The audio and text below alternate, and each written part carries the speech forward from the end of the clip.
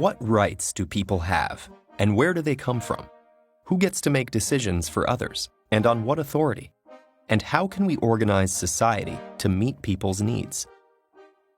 These questions challenged an entire nation during the upheaval of the French Revolution.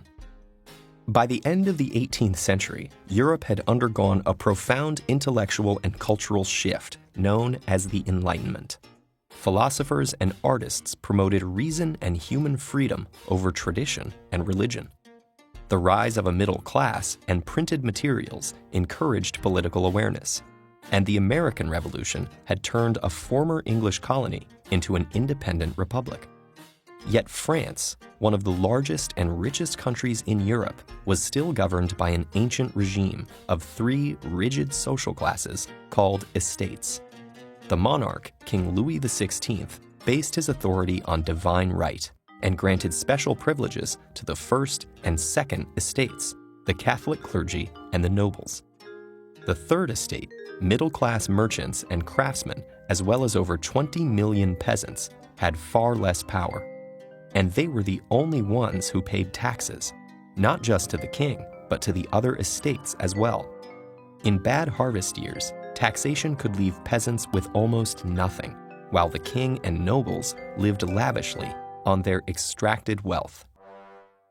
But as France sank into debt due to its support of the American Revolution and its long-running war with England, change was needed.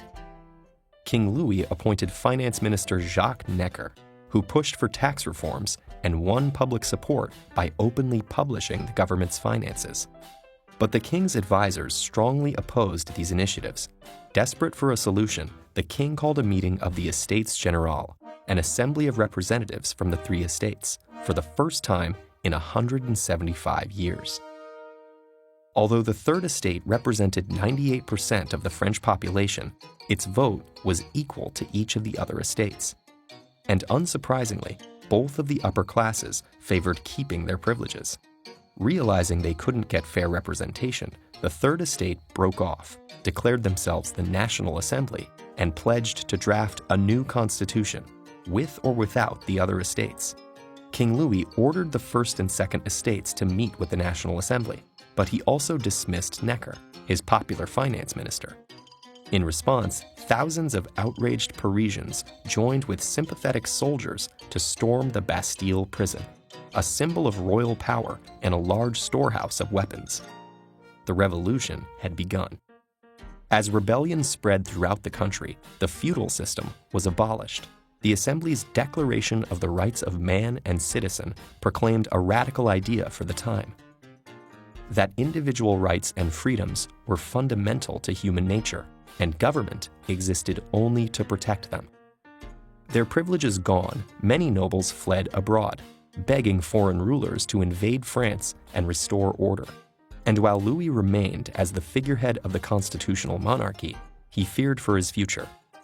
In 1791, he tried to flee the country, but was caught. The attempted escape shattered people's faith in the king. The royal family was arrested, and the king charged with treason. After a trial, the once revered king was publicly beheaded, signaling the end of 1,000 years of monarchy and finalizing the September 21st declaration of the First French Republic, governed by the motto Liberté, Égalité, Fraternité. 9 months later, Queen Marie Antoinette, a foreigner long mocked as Madame Deficit for her extravagant reputation, was executed as well. But the revolution would not end there. Some leaders, not content with just changing the government, sought to completely transform French society. Its religion, its street names, even its calendar.